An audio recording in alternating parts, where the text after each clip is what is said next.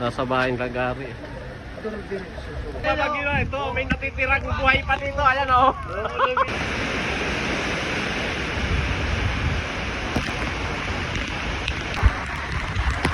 Dito mga katuna, maraming kabahayan dito sa gilid na yan. Mula doon hanggang dito.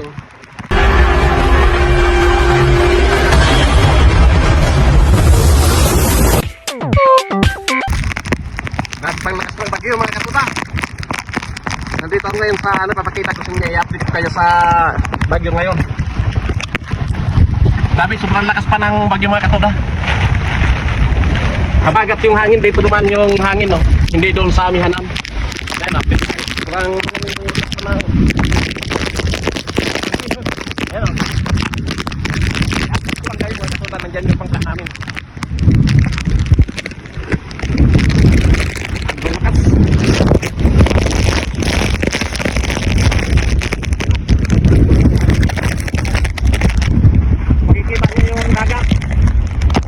Yan no.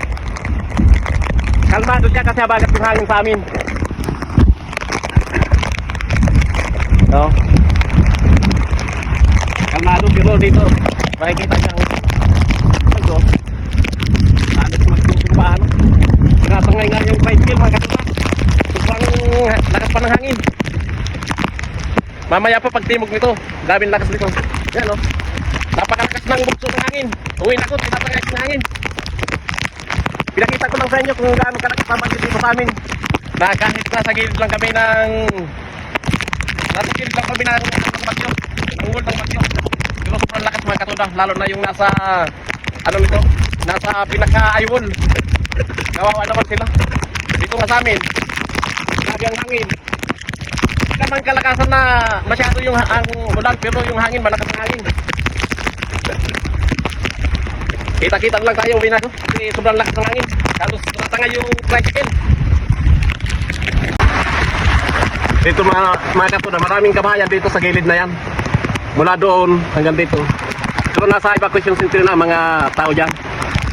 Kasi delikado, baka tubigin yung lugar na yan. Delikado sila dyan.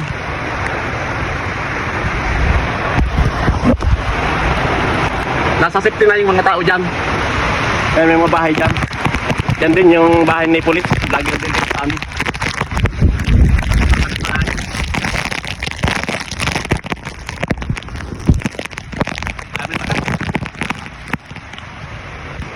Halos di makita. Napagkalapit lang. Di makita yung nandyan. Oh. Sobrang lakas ng hangin. Pagka sobrang lakas ng hangin, pagka ng ulan na malakas din.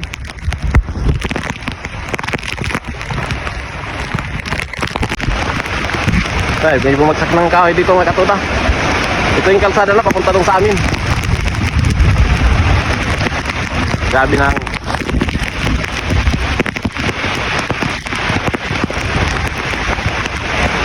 May bumagsak ng kahoy sa may ano ng kuryente. Ayun, kuryente. Mga makahoy to dito, yung kalsada na to. Pero ang ipin ng mga sanga nagpagsakan. Ayun. Pinapakita ko lang sa inyo mga katuna. Kasi mabuti na yung nalalaman nyo rin nangyayari dito sa amin. Kahit nasa gilid kami ng bagyo, napakalakas pa rin ang hangin. Diyan sa unahan, sa eskwelahan dyan, mayroong bagong evacuation center dyan. Marami puno na yata yung evacuation center dyan mga katuna. Sobrang lakas na ang hangin mga katuna. Bagyo na ito. May natitirang buhay pa dito. Ayan o. Oh. Buhay na buhay o. Lasing. Mainit. Maulan. Ganito talagang marami yun. Yan yung resulta ng sobrang lakas ng hangin mga katuna. Hindi Ayan o. sana isabing doon. Ganito talagang marami yun. Tatangayin na ng bagyo yan mamaya. Oo. Pati na kayo bagyo. Grabe dito ang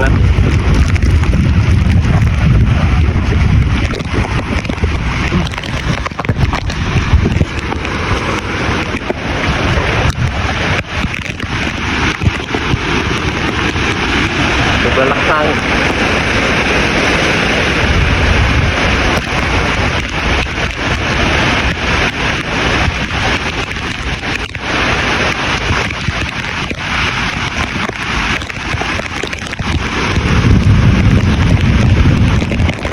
Kuha muna tayo ng gamot sa... Hindi na tayo magkaparam sa may-ari. Wala yata may-ari dyan.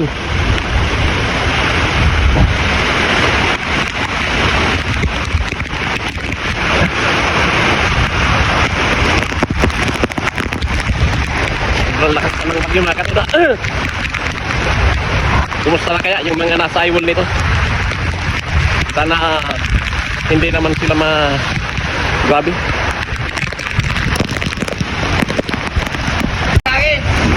Ito, may tumutong pa na, oh. Lumilipat din yung mga tao.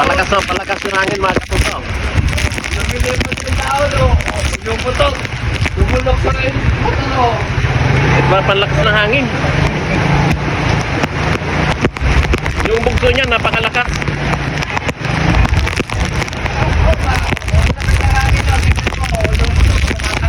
Bumabagyo na lang natin yung tao. Malaki ang pakilabang dito sa nagtitinda ng alak. Ayan o. O, tingnan mo. Nakakahangin, o.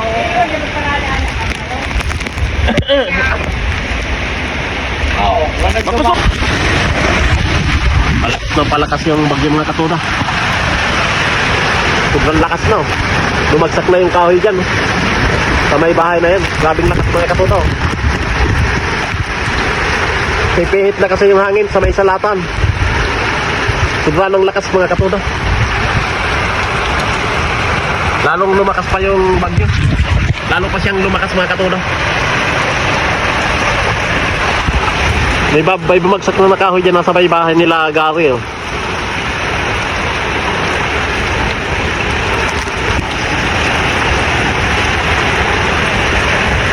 Bumagsak na rin yung bakod nila dyan.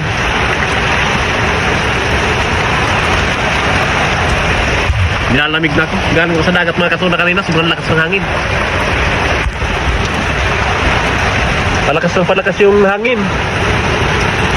Sobrang lakas ng bugso ng hangin mga katuna. Grabe pala itong bagyo na to. Nasa gilid lang kami ng bagyo pero sobrang lakas ng hangin. Kawawa naman yung nasa pinaka-eyewall ng bagyo na to. Pumihit na yata yung hangin eh. Pag pumihit ng hangin parte dito, pakalma na yan. Nasa palting habagatan pa eh. Yan, napakalakas ng bugso mga katuda.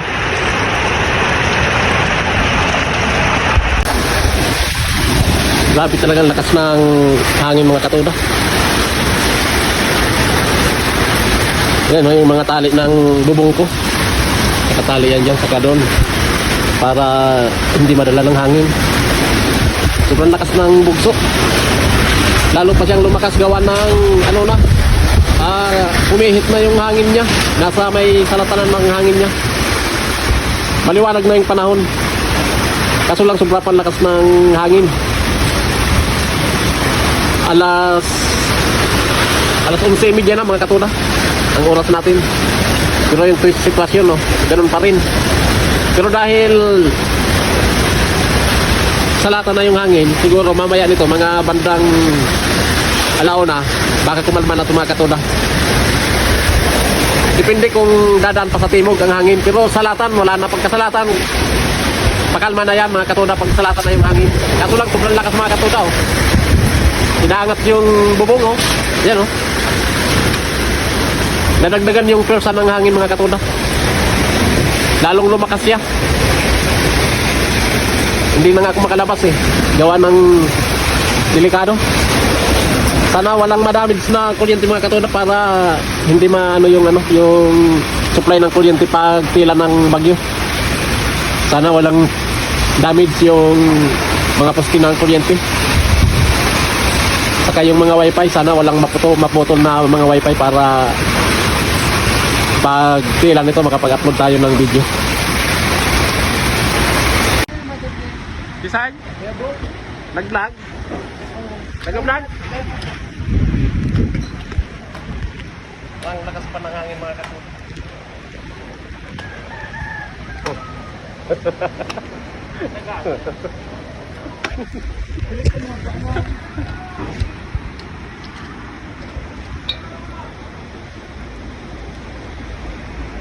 Sobrang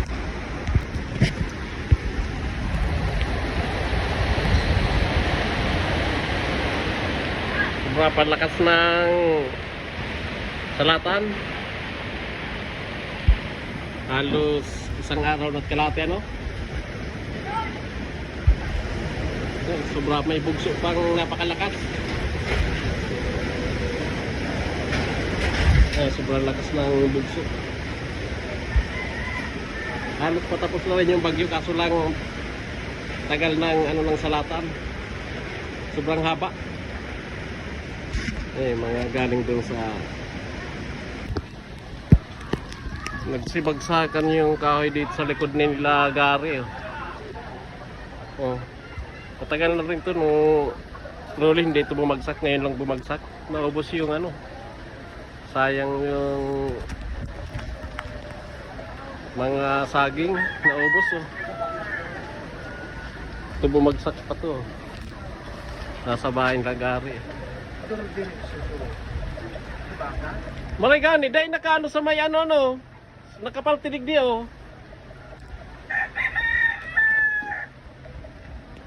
malaki na pati yung puno. Tapos yung mga manok nila Gary, sigulong